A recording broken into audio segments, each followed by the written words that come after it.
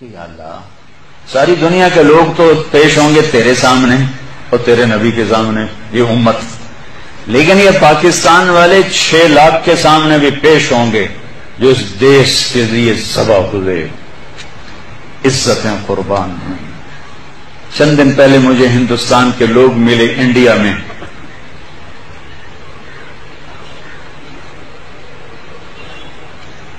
تو ان کا یہ ہم گشت کر رہے تھے، سکھوں کا محلہ تھا، تو ایک بوڑھی خاتون آئی کہ بیٹا میرے پتروں نے بھی مسلمان بناؤ۔ میں مسلمان ہاں، میں 47 پکڑی گئی ہوں، میں مسلمان، میری ساری اولاد سکھ ہے، کوئی نہ مسلمان بنا چھوڑو، میں آج تک ایمان اپنے ہاں نہ لایا۔ ایسی لاکھوں بیٹیاں تھیں۔ اگر ناچنا گانا ہی کرنا تھا تو انہیں ذبح ہونے کی کیا ضرورت تھی؟ اگر سود کے بڑے بڑے نظام چلانے تھے، ناچ گانے کی محفلیں سجانی تھیں، آوارگی کو تہذیب بنانا تھا، میرے دیش کی عدالتوں نے بک جانا تھا، وکیل کی بولی لگ رہی ہو جیسے منڈی میں سبزی کی بولی لگتی ہے، جو مرضی خرید لے، پیسے دے دے، قاتل بھی چھوڑا دوں گا، زانی بھی چھوڑا دوں گا، پیسے دے دو تیرا قبضہ بحال کرا دوں گا، جج کے قلم کی قیمت لگ چکی ہو، اتنے پیسے دے دو، سائن کروا لو۔ عدالتیں عمارتوں کا نام نہیں ہے، عدالتیں انسانوں کا نام ہے۔ جب انسان بھیڑ بکری کی طرح بکنے لگیں، جب قانون کے قلم کی بولیاں لگیں، جب مالدار کے لیے اور قانون ہو، غریب کے لیے اور قانون ہو، طاقتور کے لیے اور قانون ہو، حکمران کے لیے اور قانون ہو، مخالف کے لیے اور ہو، اپنوں کے لیے اور ہو، تو وہ جنگل ہے، وہ جہاں افریقہ کا جنگل ہے، وہ کینیا اور تنزانیہ کا جنگل دنیا کا سب سے بڑا جنگل ہے۔ ابھی دیکھ کر آیا ہوں میں، ہماری جماعت چلے کی تھی، یہ اس سے بھی بڑا پاکستان ہو یا کوئی دیش ہو، میرا دیش ہے، میں اس کے لیے آنسو بہا رہا ہوں۔ پولیس کے رویے مالدار کے لیے اور، غریب کے لیے اور، طاقتور کے لیے اور، پیسہ دینے والے کے لیے اور، رشوت دینے والے کے لیے اور، ظالم کو پوچھنے والا کوئی نہ ہو، مظلوم کی سننے والا کوئی نہ ہو۔ یہ کیسی عدالتیں ہیں جہاں مظلوم کی سزا نہ پہنچ سکے؟ یہ کیسا انصاف ہے کہ مظلوم کو انصاف لینے کے لیے اگلی نسل تک کا انتظار کرنا پڑے؟ یہ کیسا انصاف ہے جہاں گھر بک جائیں، جائیدادیں بک جائیں، اور پھر بھی وکیل کی فیس پوری نہ ہو؟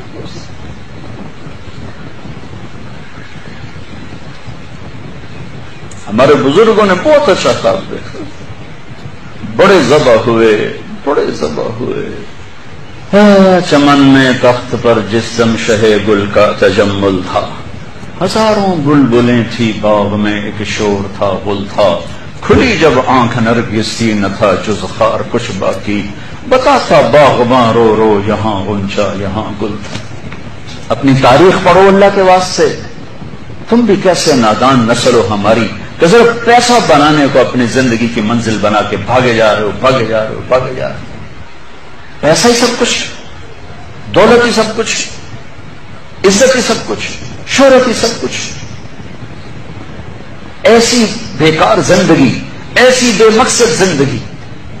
ایک موت ہے جو پیچھے لگی ہوئی ہے، یہ شمع گل ہو جائیں گی، کہ بولتی زبان ہمیشہ کے لیے خاموش ہو جائے گی، کانوں کے ٹیلی فون کے تار کٹ جائیں گے، یہ سوید لباس پہنا ہوا جسم لٹھے کے کفن میں لپیٹ کر مٹی میں مٹی کر دیا جائے گا۔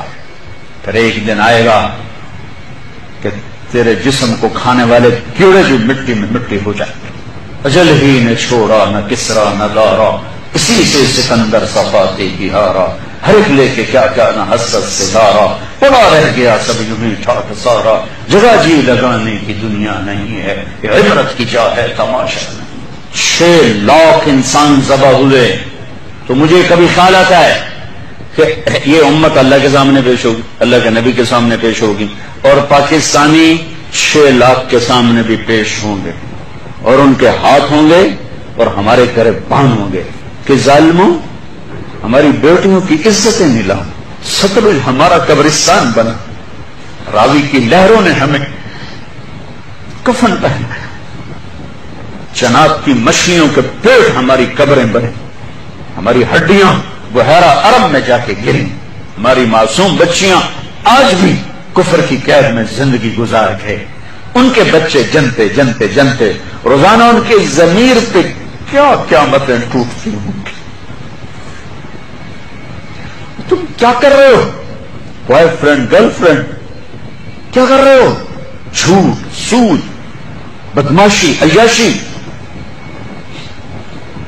جس قوم میں ظلم پھیل جائے، جس قوم میں بددیانتی پھیل جائے، جس قوم میں جھوٹ پھیل جائے، اس کا جنازہ نکل چکا ہے، مارنے کی ضرورت نہیں ہے۔ میرے بچوں، ہم اس ملک کو بنائیں، اور اللہ کا قانون ہے کہ اپنے آپ کو بدلو۔ ان اللہ لا یغیر ما بقوم حتی یغیروا ما بانفسہم۔ طارق جمیل سے شروع کریں کہانی، مجھے پھر اقبال یاد آتا ہے۔ تجھے کیوں فکر ہے اے گل دلے صد چاک بلبل کی، تو اپنے پیرہن پہ چاک تو پہلے رفو کر۔ یہ جو تم تھوڑے سے بچے بیٹھے ہو نا، اور ادھر پردے میں بچیاں بیٹھی ہیں، تم آج سے اس ملک کی فلاح کے لیے جینا شروع کرو۔ لہذا ہم کیا کریں؟ جو نبوت کا طرز ہے، اپنے آپ کو بدلو، اپنے آپ کو بدلو۔ میں اس دیش میں جھوٹ نہیں بولوں گا، اس دیش کو جھوٹ سے پاک کر دو۔ میں اس میں ظلم نہیں کروں گا، اسے ظلم سے دھو دو۔ میں یہاں دھوکہ کسی کو نہیں دوں گا، اس کو دھوکے سے پاک کرو۔ میں سود پہ نہ پیسے رکھوں گا، نہ سود لوں گا، نہ سود کے قرضے لوں گا، نہ سود پہ کاروبار کروں گا۔ میں اپنے ماں باپ کے پاؤں دھو کے پیوں گا۔ اپنے سے شروع کریں۔ میری نماز نہیں چھوٹے گی۔ اب لڑکے لڑکیاں کٹھے پڑھتے ہو، میری نظر کبھی بے حیا نہ اٹھے گی۔ یاد رکھنا میرے بچوں، جس کی نظر بے حیا ہو جائے، دنیا کے جنید بغدادی اس کے دل کو نرم نہیں کر سکتے، اس کا دل پتھر ہو جاتا ہے، اس میں خیر جاتی ہے۔ میں انہی وادیوں سے نکل کے مدرسوں میں گیا ہوں۔ میں گورنمنٹ کالج لاہور میں میں سنگر تھا، گورنمنٹ کالج لاہور کا ڈانسر تھا۔ میں نے اس غلاظت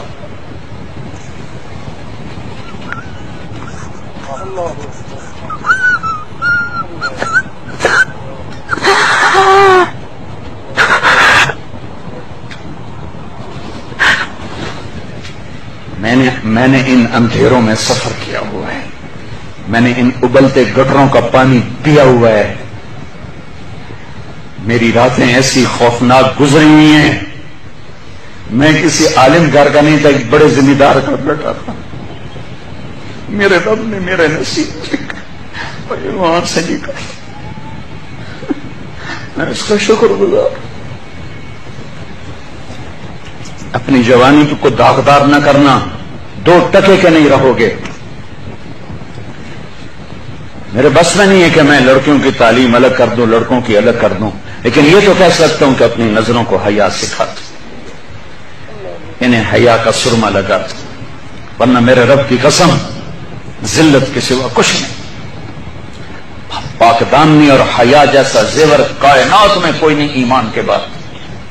آؤ بھائی ہم اپنے دیش کو ٹھیک کریں ہیں۔ ہمارے بچے 14 اگست مناتے ہیں، سیلنسر کھول کے موٹر سائیکل بھگانا شروع کر دیتے ہیں۔ یہ انسانیت ہے یا حیوانیت؟